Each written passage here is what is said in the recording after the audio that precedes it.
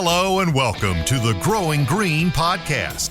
Your host, Jeremiah Jennings, is the owner of Growing Green Landscapes in Birmingham, Alabama, and has a passion for growing the entrepreneurship community for those who are young in business. Being a business owner isn't easy, especially in the early years, and that's why in this show we dive into a wide range of topics covering all the challenges small business owners deal with. Even if your company is generating $1 million or more, the stories from our great guest and Jeremiah's own firsthand experiences will propel your business forward. And now, here's your host, Jeremiah Jennings. What's going on, everybody? Thank you so much for tuning in to an episode today here on the Growing Green podcast. This is your host, Jeremiah Jennings, and I am super excited to come to you today with another fresh new episode for you. Excited to have good audio back. Excited to be back here in my office recording a show for you guys out here on your Friday if you're listening real time. And heading into the weekend, we got some good. We got a great guest on today. We've had some good episodes recently. Forgive me for the audio on Monday. Like I said, that was rough. I admitted that one beforehand. So if you stuck to it, thank you.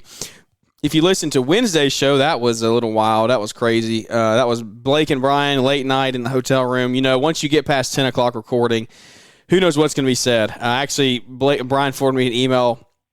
Somebody emailed and said this was one of the funniest shows. Somebody actually stopped and made sure he was okay because he was laughing so hard. So if you missed Wednesday's show, go check it out. It was the part 2 of that show. Part 1 was over on the Fullerton Unfiltered podcast. But today, what we're going to hop into with our great guest is we got Chris Howell on the line with us with Back 40, and I'm excited to hear your story, dude. I appreciate you reaching out and talked back and forth on Instagram a little bit, and I'm excited to hear from you, your journey. You've had a crazy journey from what it seems like, and we just scratched the surface. So I want to give you the floor and the show, and you take it away and kind of share your story with the listeners and impart any wisdom you may have over your course of being in the industry and years in business, and then we'll just kind of banter back and forth and go from there. If you're good with it, man. Welcome to the show.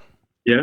Yeah, man, thank you. I appreciate it. Yeah, and thanks for reaching back out to me quickly about getting on. And been a long-time listener, and some of the stuff that you've been saying is kind of over the last couple of weeks have kind of transitioned into what I'm an quote-unquote expert in, I guess you can say, is, you know, with you wanting to go towards some of the more install, builder, stuff like that. And that's what kind of keyed me up to send you a message, but also my story is, I think, unlike anything that you guys have seen or heard. But like I said, my name is Chris Howell. I own Back 40 Land Development. We're about an hour north of Charlotte, North Carolina. Not from here, from Florida originally. Been here for about 14 years. But, man, I started out like everybody else with lawn care, man. At 10 years old, I was mowing mom and dad's yard. And then we had moved into a neighborhood and had neighbors, and I was like, okay, what can I do to get some spending money? And, you know, I was a kid back in the late 90s, early 2000s, and, you know, you were either a skateboarder or you're a BMXer back in the day. So I mowed grass to buy my first BMX bike. So that was my first, like, introduction into, hey, I can make money, but also this mowing grass isn't too bad. And, you know, that was back in the day in Florida in the heat in the summer. You know, and fast forward from there, grew older, went to the construction industry, you know, back before 2008, where things were just bonkers, kind of like they are now. But, you know, you could be in high school and working the weekends and the after school and just make gobs of money. And I thought, you know, hey, this is for me type deal. Ended up leaving construction and I went back into the green industry. I actually worked for about a year and a half with True Green. A lot of you guys know what True Green is. You know, they do fert and squirts and you know, all sorts of stuff. Worked for them for a while in Florida, kind of got introduced into that side of the green industry as far as maintenance, what actually goes into a yard to make sure it's healthy, looking good, stuff like that. Left that industry and went back into construction. And this is where my story kind of really started to take shape. Is I got in with a military contractor, being from the coast of Florida. There was a military base close by. And what they did is they went in and basically demoed all of base housing and basically did a reclamation. So I got to learn the more of the restoration, the grading, the seeding, what kind of stuff goes into pulling soil tests, what goes into managing some employees, some subcontractors, got introduced into the erosion control industry, and really kind of sunk my teeth in and was like a sponge for 4 years and just took as much as I possibly could out of that. Learned how to read plans, learned how to do takeoffs, really kind of immersed myself into what they had to offer. Yeah. Granted, that was a temporary job because the contract was, for 4 years. That's what the military gave that said contractor. That job was coming up, and I was in my mid-20s at that point. Me and my fiance were kind of figuring out what we were going to do. And, from Florida, we grew up on the beach. She grew up going to the Keys for summer vacation. I grew up going to upstate New York for summer vacation to visit family. I hated the beach. She loved the beach. She didn't want to leave Florida. So we kind of settled with North Carolina. It's kind of right in the middle of where my family is and where her family is. So we get guests all the time. But also I was tired of the heat. So got on the old interwebs and back in the day, Monster.com, found a job with TruGreen up in Mooresville, North Carolina, and kind of applied. I got a phone call like literally within the hour. Gave me a job over the phone just for my experience. We jumped in the truck, drove up here, met them, signed the paperwork, drove around, found an apartment, and we moved. And wow. We upped and moved 600 miles away from home. Both of us in our mid-20s, didn't know anybody up here, didn't know anything. Just two kids just running for it.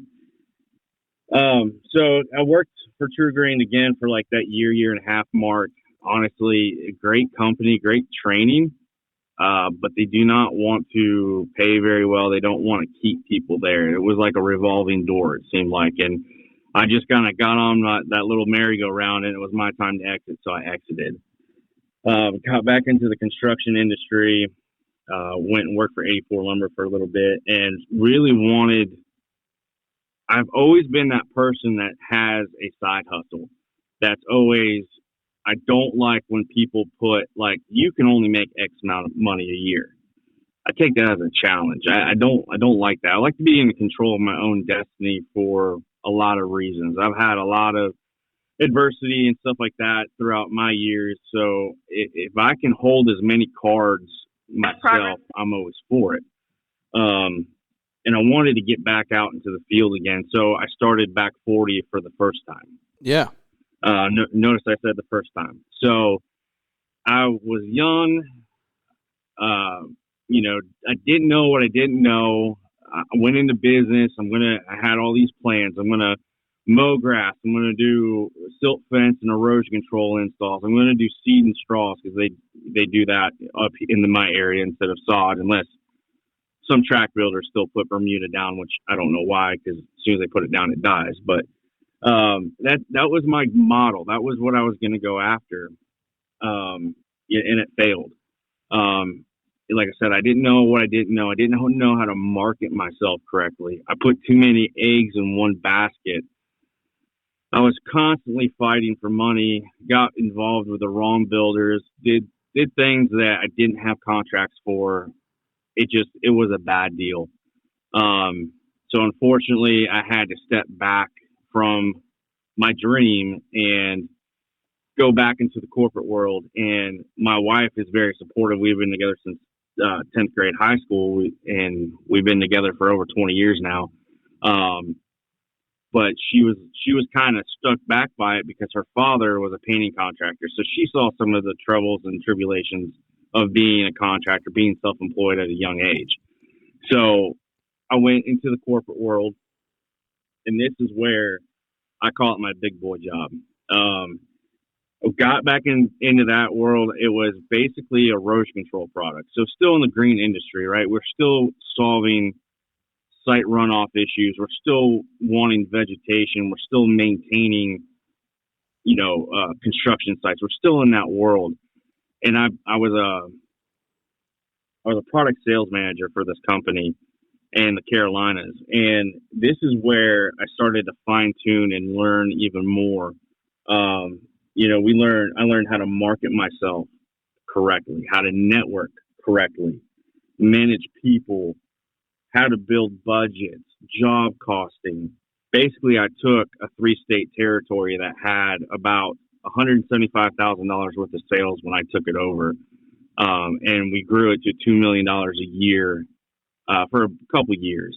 And then I turned that over to another guy. And so the company I worked for, we had an install division in the Northeast in the pipeline world. So we did erosion control installs. We did seed and straw.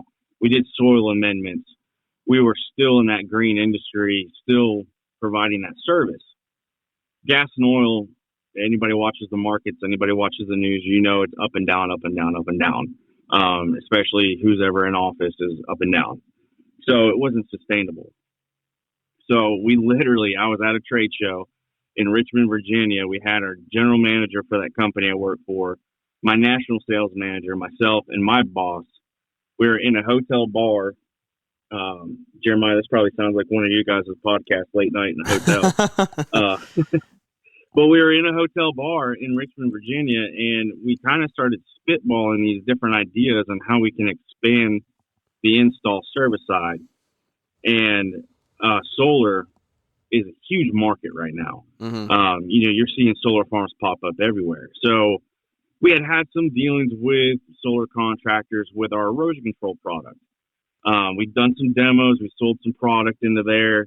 But we never approached them about being a contractor for them, being an install contractor, a turnkey, if you will, where we would provide the product, the knowledge, and the service.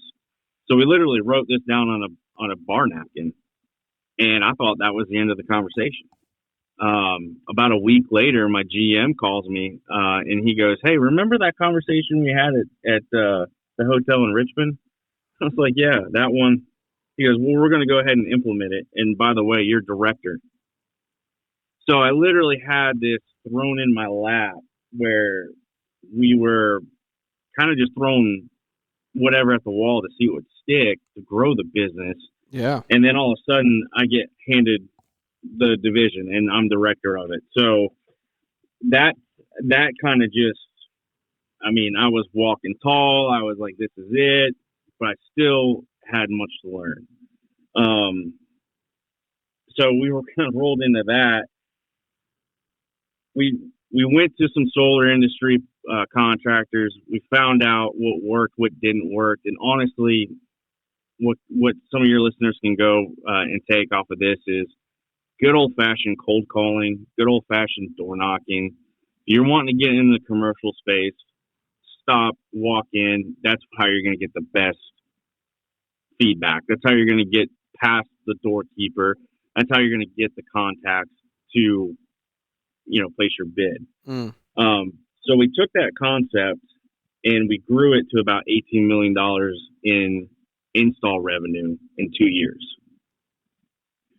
So, and that was grading, that was seeding straw, that was soil amendments, that was anything that had to do with any kind of waterway. That was value engineer stuff where we'd go in and basically say, okay, well, the engineer quoted this kind of matting in this area. We suggest this. So very high level stuff. In that I learned, how to bid jobs correctly, how to run meetings. Growth is, if you don't know how to run a meeting inside your own organization, a lot of people are going to see right through you, especially if you meet with a potential client. You just have to know your stuff. You don't have to carry yourself. I learned how to estimate better, job costs better, market at a very, very high level. And I was the person that people wanted to speak to. So that's why I was saying it's my big boy job. And I thought that was it. I thought I was done. I made it. This is what I'm going to do for the rest of my life. And then the show was over. The company was sold. And it was sold in two parts. Product side went one way. The service side went the other. And when my division was bought, or my segment was bought, they dissolved my division overnight.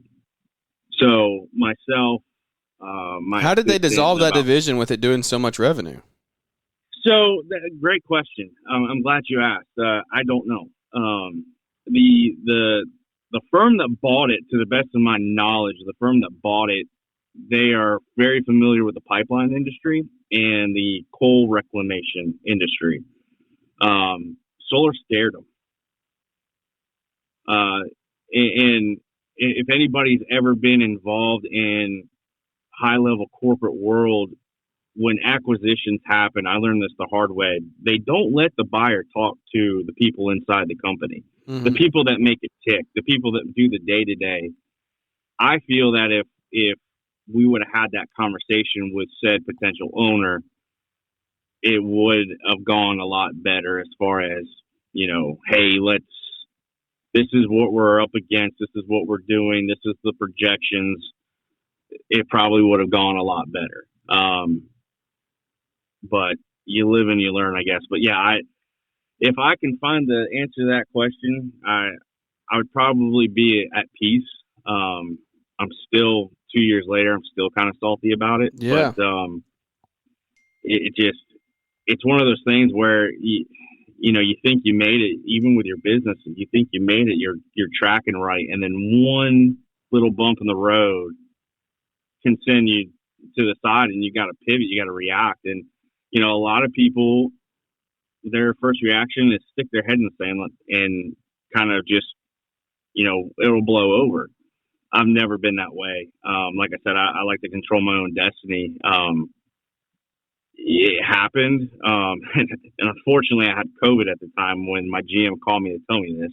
So not only was I had COVID, but they called me on a Thursday to tell me on Friday I no longer had a job. So, but I pivoted hard. Obviously I had a lot of contacts in the industry. I took a job quick. Found out really quick I wasn't a fit. Didn't like it. Didn't like the culture. And then the fire in the belly kind of was like, okay, well, we're gonna do this again. We're gonna start back 40, and you can imagine my wife's, look at me. But I was like, we're just gonna do it this time. We're better prepared. We know what we're doing. We know what we're worth. So now we're at back 40 2.0, and we're doing commercial mowing.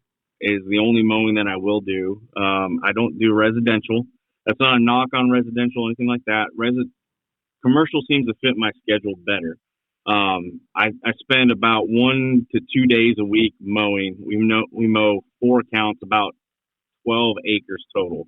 So fairly large size commercial. But it gives me 4 to 3 days a week for the other side of back 40, which we do seed and straws for new builders. We do final grades. We do foundation backfills. We do sodding. We do mulch installs. We do new landscaping, all for new construction. So the mowing is kind of like a constant. It's your cash flow. Exactly. It's my cash flow. It covers my business expenses, and it allows me to get on the tractor 4 to 3 days a week and go ahead and hammer out what really is my passion, is seeding. Like, I know you've said before that you guys want to be known as the landscape contractor in your area. Yeah. 100%. I want to be known as the seeding guy in my area. I've seeded, the smallest solar farm that we seeded was 968 acres. The biggest one we seeded was 3,200 acres. That's dedication, and it's hard to get that to do. But when you master that and you're like, hell yes, my plan worked. We got grass. That's my passion, and that's what I really would like to do. If I could put a crew on just mowing and they go mow, and I'm sitting around my John Deere tractor and I'm planting grass seed all day long, I'm in heaven. But what's working now, which didn't work in the past, is obviously I know how to market myself. I know what I'm worth. I know my numbers. I know how to job cost. I know you guys, have you guys done the onboarding yet for L&M? Yeah. We're actually in the process right now. So yeah, I've looked at it, and it's great software. it's a little bit more than I'm willing to get into right now, but Yeah. I've actually built my own spreadsheets when I was with that corporate company to where we can drill down and really get finite on our margin. So, and it translates over to my business. So I'm able to really drill in on my numbers, really know what my marketing strategy is. And we're starting to go off of farming and hunting property. We just did a bunch of custom disking and sunflower and millet planting for a local hunting guide for dove season. So we're really starting to get into that land management, not only just in new construction, but we're also dabbling into helping farmers, grid test for soil samples, plant on hunting leases. Because some of these guys, they don't have the knowledge and they don't have the equipment to go out and do what they want on a hunting lease or, or a cattle farm or anything like that. So we're kind of trying to get our niche into that aspect of it. But yeah, I mean, this year is absolutely insane. I've been going full time since October of last year. I've got more meetings with builders than I know what to do with, and I'm sure you understand the labor market. I'm to the point where I need to hire. It's insanely hard, and I think I found out in the labor market, and I don't know. I'm interested to see what your opinion is on this, Jeremiah. But when you make a job post, I feel like I get more feedback if I don't label it as a laborer. If I label it as like a technician or something like that, I get more feedback than if I put something out there and say, "Hey, I just need a laborer. I just need you to, get on the trimmer. Or I need you to get on the shovel." I don't know if you're seeing that or if you've tried that. Or if you heard that in the industry. It's almost like everybody nowadays they don't want to be a laborer. They want to have that fancy title, which, I mean, I get, but I think you're opening up your pool of candidates if you don't use the term laborer. Hey guys, it's Jeremiah here, and I want to tell you about my friends over at Tri-Green Equipment. If you own a green industry business anywhere from Central Alabama all the way up through Middle Tennessee, you have to hear about Tri-Green.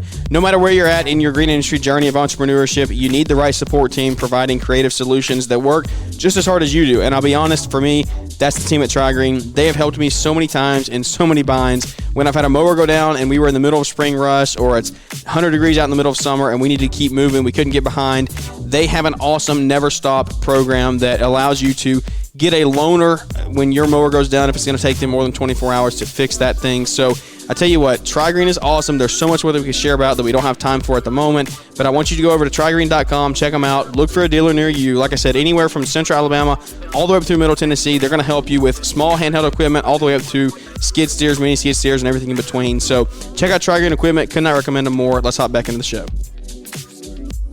Yeah, 100%. I mean, that is very real. And that's on us as business owners. Like, you shouldn't just want laborers anymore in your business. As I try to grow my company this year and bring on new people, you want people that are going to apply for a position that is more than just a labor position.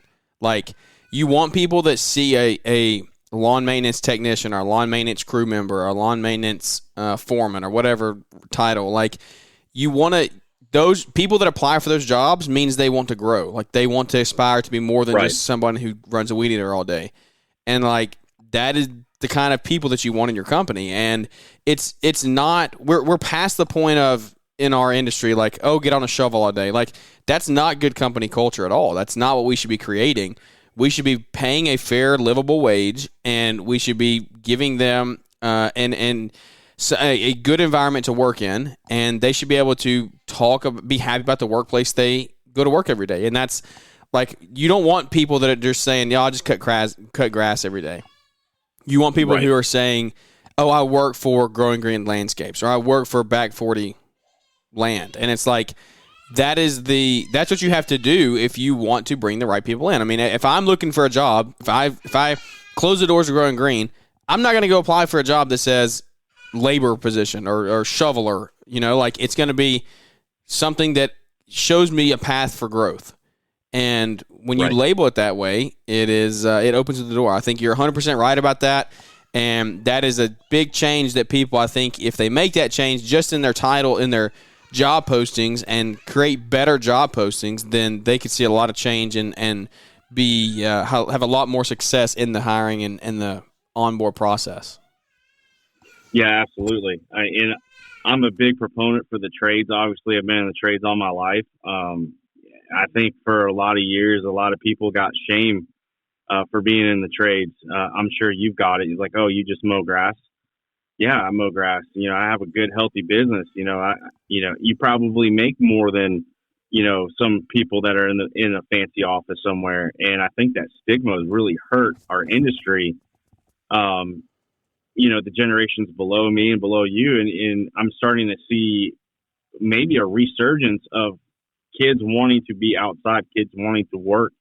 And talking with some of the 4-H and stuff like that around us, and just friends in our neighborhood that have, high school age kids, they want to work. They want to get their hands dirty. And it's great to see that, kind of gun-ho mentality, because we all grew up, and our parents, worked their tails off, and if you wanted something, you worked for it. It wasn't, hey, I need an allowance, or Dad, can you go buy me this? It's like, well, go mow the grass. Yeah. Or, that's what we saw as kids, and we translated that into, our work ethic now. And, if the, that culture and that stigma, if that ran any longer, I mean, you may not have a plumber to call if you have a backup in your sink. You may not have a guy to come cut your grass if you don't have a lawnmower. It's very delicate. So I think promoting labor and promoting that in a way that shows value, because like you said, you want somebody that works for your company that you want to grow. Like, if you come work for me, you're going to get a truck, you're going to get, new equipment. I take pride in my stuff. I take pride in my work.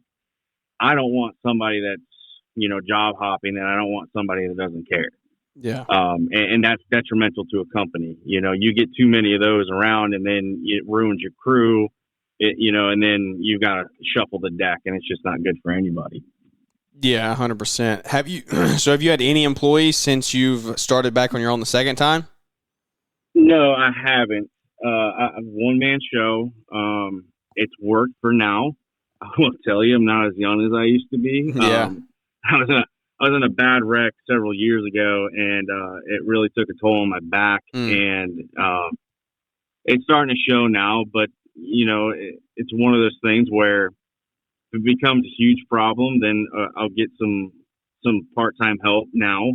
But I'm looking at the future, and I'm looking at kind of what I want to do. And my growth goal is to fire myself, obviously, right? Yeah. We don't want to fire ourselves.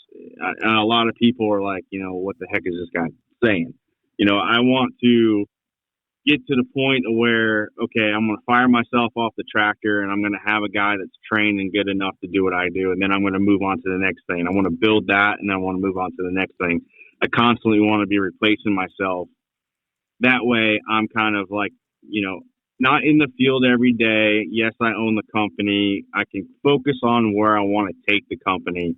I can really see my company having several divisions, and one of the main divisions is just with new construction installs, landscape installs, seed, and that sort of thing. You just work my contacts that way, and who knows, eventually be back in the solar fields doing massive projects, but I can't get there until I fire myself. Yeah. So that is the goal. I hope it can happen sooner than later, but who knows? So I'm kind of waiting on a few things to shake out before I pull the trigger, because the worst thing I want to do is, since my business is say 15% mowing and really heavy into design build, new construction, is I don't want to take on too much and then not land those contracts. Yeah. Yeah. No, I totally I totally get it, dude. It's part of business. It's part of the growth. It's part of the process. It's cool to hear that you are in that stage right now. When you say tractor, what do you mean by that? What are you using? So I've got a John Deere 3025. Okay. All right. That I bought. So I bought it the week of my birthday. And my wife's like, "You're just buying it because it's your birthday." And I was like, "Well, no, we need the tractor," because I was renting. So I was renting a tractor. Didn't really know kind of what direction I was going to go with the business. So I started renting equipment. And if anybody's ever rented a piece of equipment for any length of time, it's super expensive. Mm-hmm. So I finally just pulled the trigger, and I'm a John Deere guy as well. I know you are. I've got John Deere mowers. My local John Deere dealer here is great. And I think a lot of people don't understand too, I see some guys out here mowing with really broken down equipment, stuff like that. John Deere is great in financing. Oh yeah. They're for anybody that's wanting to start out that doesn't have a lot of cash, go into a John Deere dealer, talk to them. You could probably walk out with something that you weren't expecting you can get. Start out with good equipment. But yeah, I bought a 3025E, so it's hydrostatic. I got a box blade, got a loader, got a pulverizer for seedbed prep. So that's what we're running tractor-wise. I have a zero-turn mower, John Deere. I went out and bought a four-wheeler that kind of pulls around my hoppers, honestly pulls my lawnmowers out. We've been getting a lot of rain here, and if anybody knows anything about Carolina mud, it is slick. Yeah. So I've been using the four-wheeler as more as a recovery vehicle for the mowers, so that's been fun. But yeah, my 3025 has been really good. It's a good mid-sized tractor. It's got great horsepower, so if somebody's looking, do you like grading with it?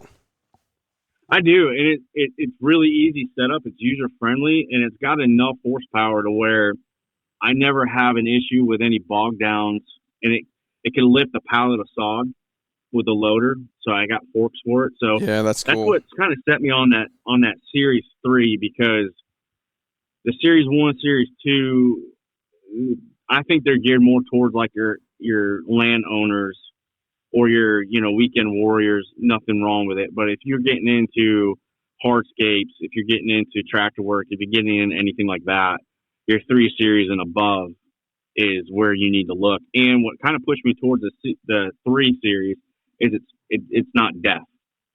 I have to deal with DEF fluid with my diesel truck. I don't want to deal with it with my equipment. So the horsepower rating allows John Deere not to have a DEF system on that tractor. So it makes operating maintenance a whole heck of a lot better. I hear you, dude. That's awesome. That's super cool to hear that's working for you. I've heard we've had the debate on the tractor versus mini skid, things like that, or skid steer, subcompact tractor versus mini skid. It's we did the mini skid. It's cool to hear. I know multiple people who have done the tractor route, and it's worked for them as well. So that's awesome, man. It's cool to hear.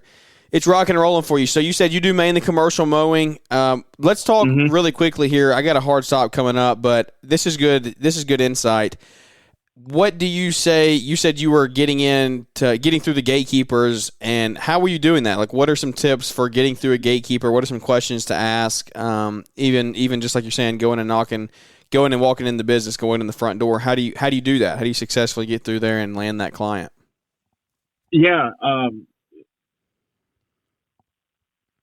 The main thing that I can say is do some background research on that company.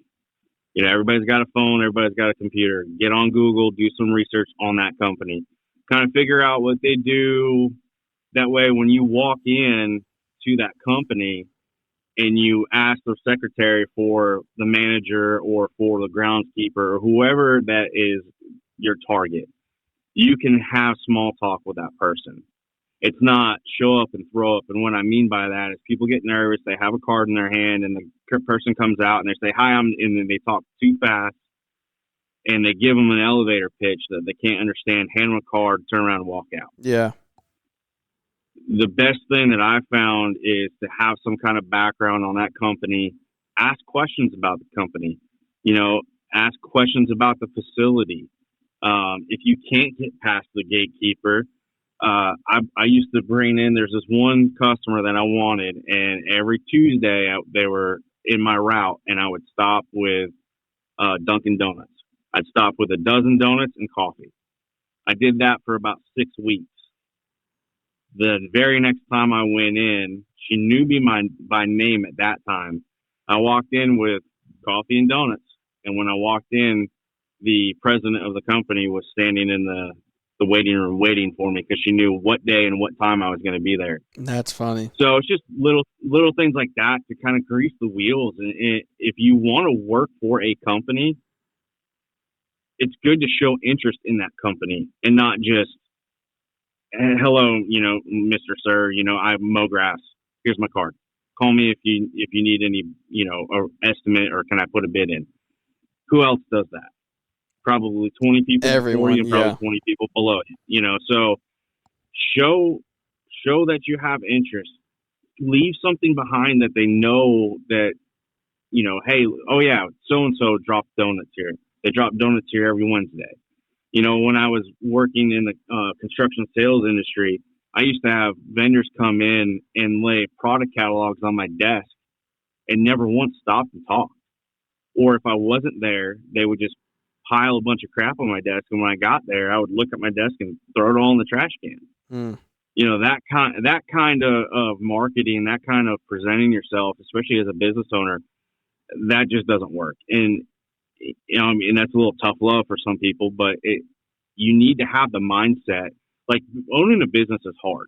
There's enough people that are going to kick you. Don't kick yourself.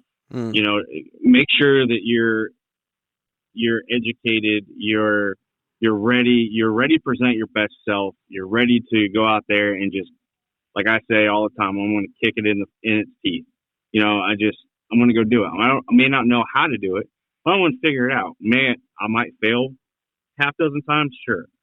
But it's that mindset of never giving up, being consistent, and just being an overall, like, happy-go-lucky, joyful person. And that's going to open up that gatekeeper more than just going in there and flopping stuff down and then, never going back or going back every 3 months. It's just be consistent, be rememberable, and just be a genuine good person, and things will start happening for you. I love it, man. Never give up and be consistent. That's awesome.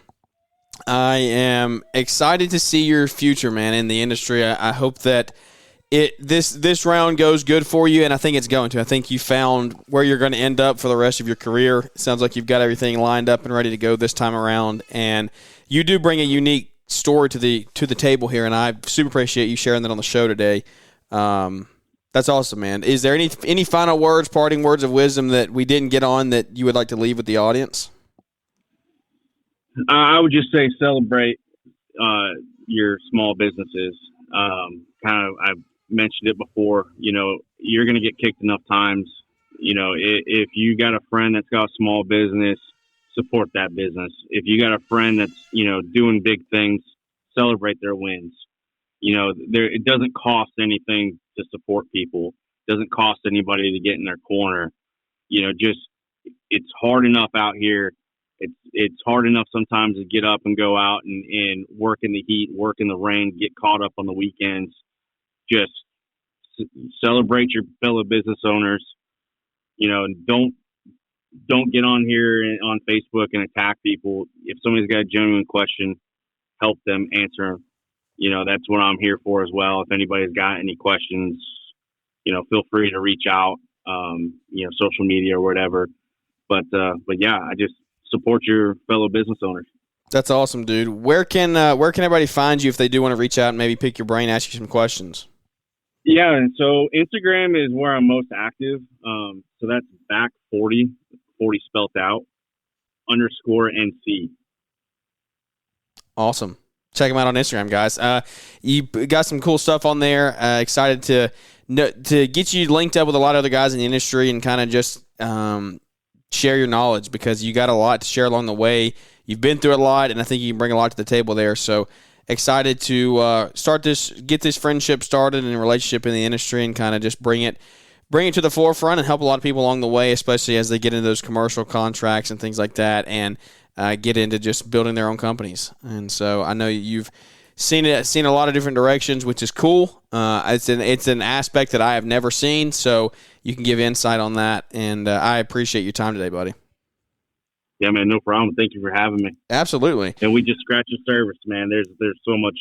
I'll probably forget more than some people know. Yeah, man. That's just part of doing it. It's part of being in the industry. Part of just being in just hustling, man. Just time in the industry. Repetition is the key to learning. So just doing it over and over and years. So I'm all about it, man. Well, I super appreciate your time today, and I appreciate everyone tuning into the show. It means the world that we get to do this 3 times a week.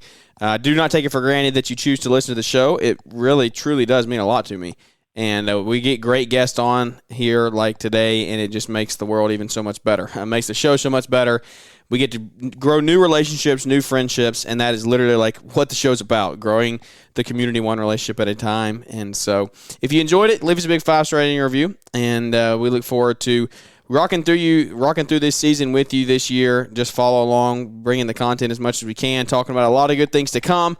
Go over to our friends at TriGreen, check them out. Thank them for sponsoring today's episode. If you're in the Central Alabama or Middle Tennessee area, they can help you out all the way through their great dealer. We love them. We are super appreciative for their partnership with our company and getting us taken care of. We actually just got a mower back from their service department, in and out in a day.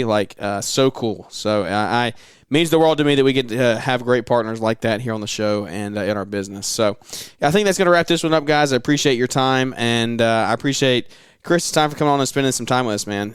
You got anything crazy lined up for the rest of the night, or are you just chilling? I'm just chilling. A friend of ours is playing in downtown, a band from Virginia, and I was like, I'm whooped. Today I'm just chilling. Yeah. Gonna go grill some fish and drink a beer and hang out. I hear you, dude. Well, all right, guys. I appreciate it. I appreciate your time, Chris, and we'll catch you here on the next one. Thanks for tuning in to the Growing Green podcast. It is an honor to have you listening, and we hope you receive valuable advice to help take your business to the next level. Don't forget to follow the podcast so you'll be notified when our next episode drops.